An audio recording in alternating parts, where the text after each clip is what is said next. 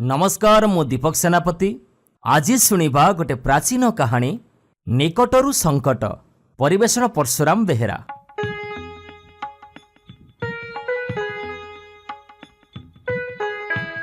गोटे देशरे जड़े राजा थिले। तांको राज्य रहुथिले जड़े व्यवसायी युवक। व्यवसाय रे से आशातीत उन्नति करिथिले। तार कारण हैला से थिले अत्यंत साधु आउ विनयी। अन्य व्यवसायी माने तथा जनसाधारण तांको विश्वास करुथिले। से देशर राजा थिले जड़े सुशासक आउ विद्वान राजा। से युवकंकर ख्याति शुणी तांको राजदरबार को डकैले। कथबार्ता भितरे राजा बुझी पारले जे युवक जनक खाली जड़े साधु आउ विनयी नुहंती, से बेस ज्ञानी आउ बुद्धिमान मध्य। तांको दरबार रे से भली सुगुण संपन्न अमात्य आउ केही भी नथिले। राजा सेमिति बारंबार युवक को डकैले आउ नाना विषय तांको ठारू परामर्श नेले। युवक राजा को केते थर कहिले, आज्ञा मते बेसी आदर करंतुनी। आपणको ठारू केतेरा दूरता बजाई रखिबा मो पई मंगलकर हबो। राजा तांको कथा सुनी हसिकी उड़ेई दियंती। युवकंकर संदेह अमूलक नथिला। राजांकर थिले 3 जण मंत्री। सेमाने परस्पर ईर्ष्या करुथिले सत, एबे समस्ते युवकंकु ईर्ष्या करिबाकु लागिले। दिने 3 जण जाक एकाठी हेई युवकंकु केमिति राजांको ठारू दूरेई देबे सेई विषय रे आलोचना करिबाकु लागिले।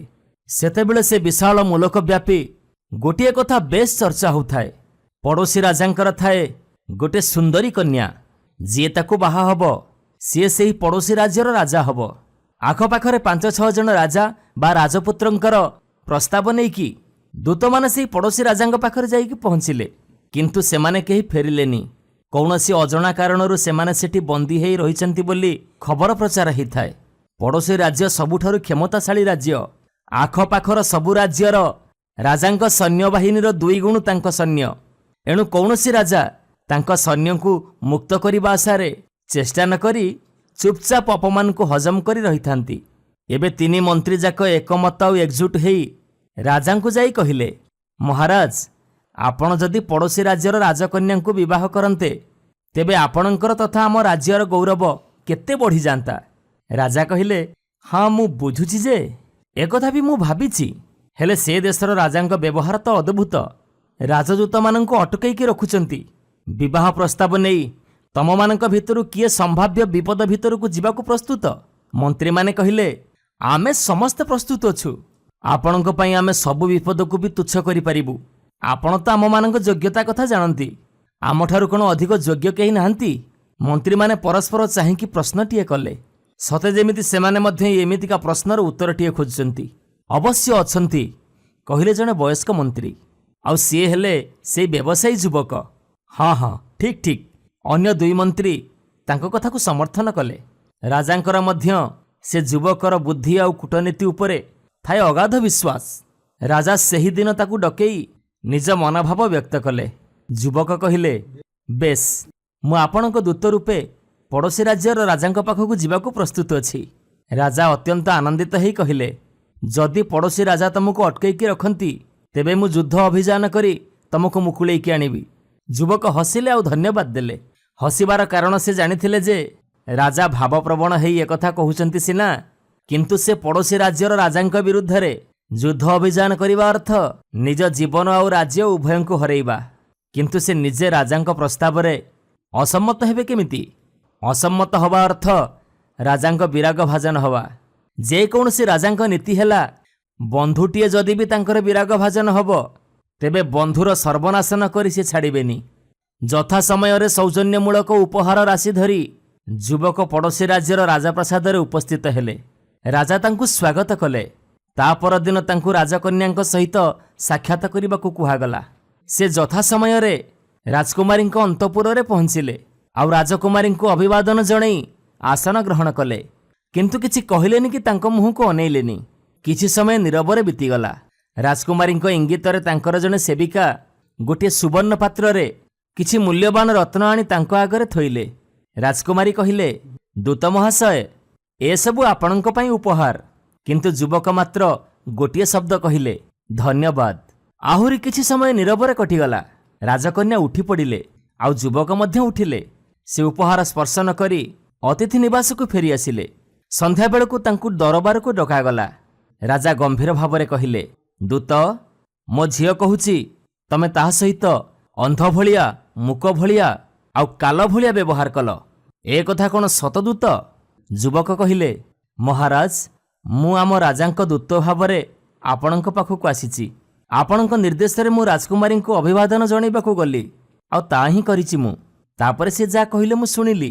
କଥାବାର୍ତ୍ତା ଭିତରେ କେବଳ ଧନ୍ୟବାଦ ଦେବା ଛଡ଼ା ମୋର ଅନ୍ୟ କିଛି କହିବାର କାରଣ ବି ନଥିଲା, କାରଣ ମୋର କଥାବାର୍ତ୍ତା ହେବ ଆପଣଙ୍କ ସହିତ। ମୁଁ ତାଙ୍କ ମୁହଁକୁ ଚାହିଁବା ମୋର ଅଧୋତାମୀ ହେଇଥାନ୍ତା। ମୁଁ ସେମିତି କିଛି ନ କଲି ବୋଲି ମୋତେ ସେ ଅନ୍ଧ ପ୍ରାୟ କହିଛନ୍ତି। ମୁଁ ବହୁତ କିଛି କଥାବାର୍ତ୍ତା କରିନି ବୋଲି ମୋତେ ସେ ମୂକ ପ୍ରାୟ କହିଛନ୍ତି। ମୁଁ ତାଙ୍କ ପ୍ରଦତ୍ତ ଉପହାର ଗ୍ରହଣ କରିନି ବୋଲି ରାଜକୁମାରୀ ଧରିନେଲେ ଯେ ମୁଁ ତାଙ୍କ କଥା କିଛି ଶୁଣିପାରିନି ବୋଲି। ଅତେ ମୁଁ କାଲ ପ୍ରାୟ। ତାପରେ ରାଜା ପଚାରିଲେ, ହେଲେ ତେମେ ଉପହାର ଗ୍ରହଣ କଲନି କାହିଁକି? ଯୁବକ ଜଣକ କହିଲେ, ମହାରାଜ, ଆପଣ ଯଦି ମୋ ପ୍ରସ୍ତାବ ଗ୍ରହଣ କରିବେ ତେବେ ସେଇଟା ହେବ ମୋ ପାଇଁ ଉପହାର। ରାଜକୁମାରୀଙ୍କ ପ୍ରଦତ୍ତ ରତ୍ନ କଥା ପରେ ଆସିବ।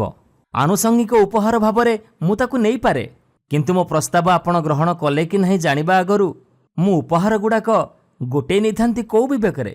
ଏମିତି ଉତ୍ତର ଦେଲେ ଯୁବକ।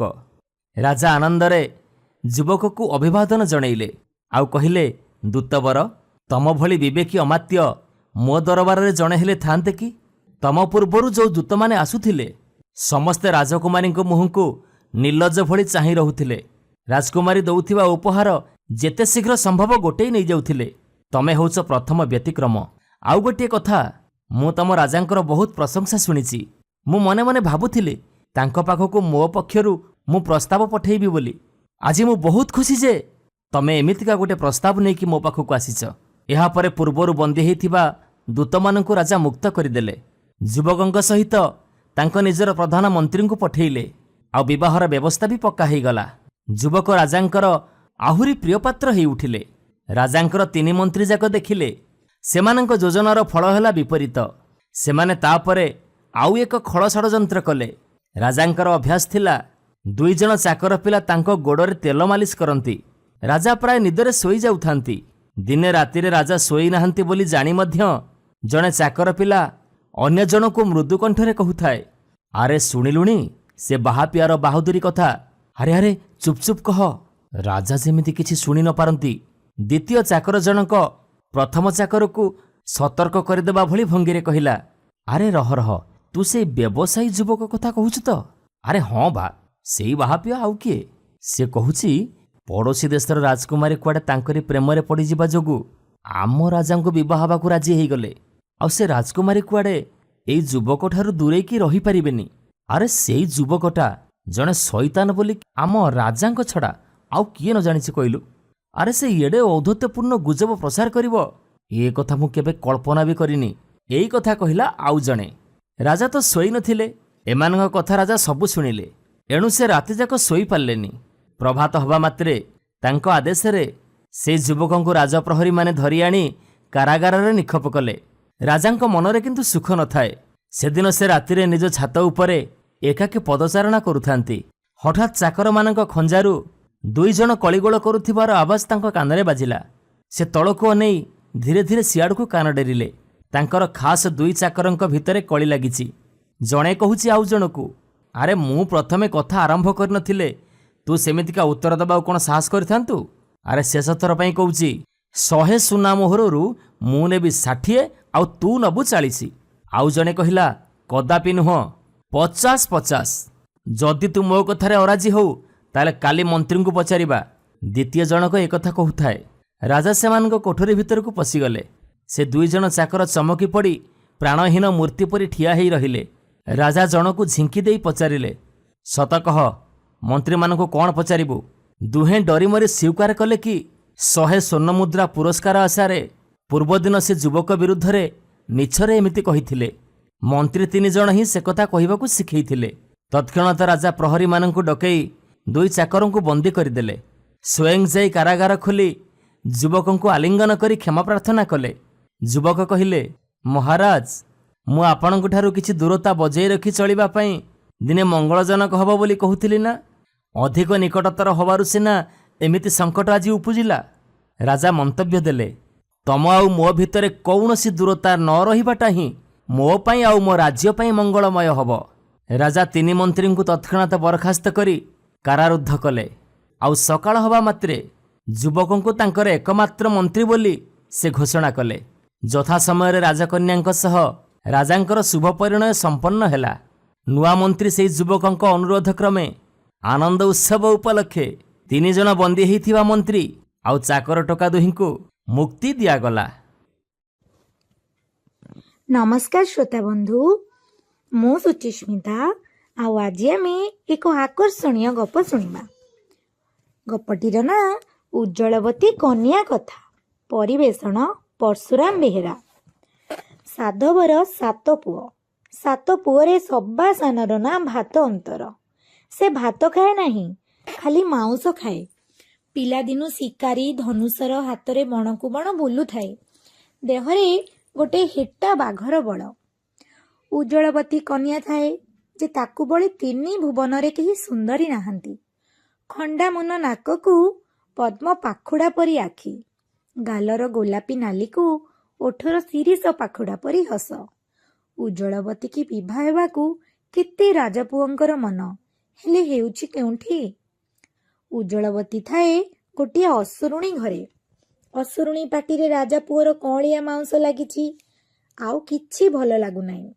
ବୁଢ଼ୀ ଖାଲି ଜିଭ ଲହ ଲହ କରି ତକେଇ ବସିଥାଏ। ଫେର କେତେବେଳେ କୋଉ ରାଜାପୁଅ ଆସିବ ଆଉ ସେ ତାକୁ ଖାଇବ। ବିଲଙ୍କାର ରାଜାପୁଅ ଭାରି ଡରୁଆ। ଶୁଣିଲେ ଯେ କେତେ କେତେ ରାଜାପୁଅ ଯାଇ ଅସୁରୁଣୀ ମୁହଁରୁ ବର୍ତ୍ତି ଫେରିଲେ ନାହିଁ।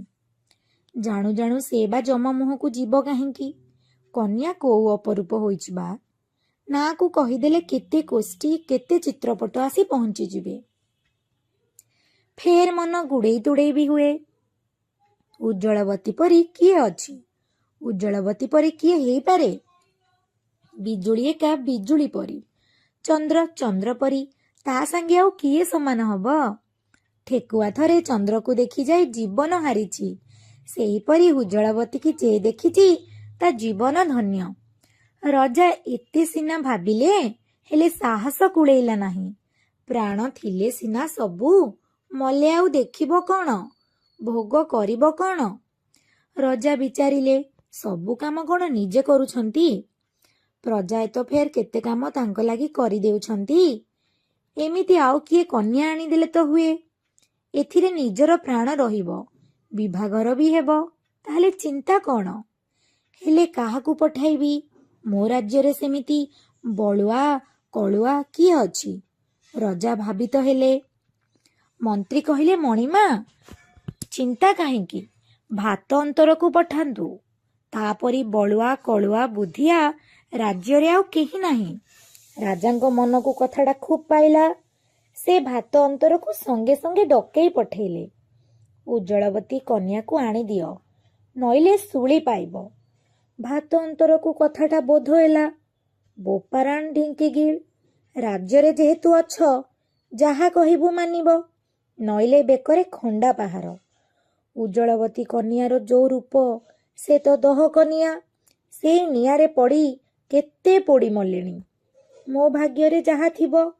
ଭାତ ଅନ୍ତର ଘୋଡ଼ାରେ ଚଢ଼ି ବାହାରିଲା। ଯାଇ ଗୋଟିଏ ପୋଖରୀ ପାଖରେ ପହଞ୍ଚିଲା। ଶଙ୍ଖ ମଲମଲ ପଥରର ପାହାଚ ପଡ଼ିଛି। ଚାରିପଟେ ଫୁଲ ବଗିଚା।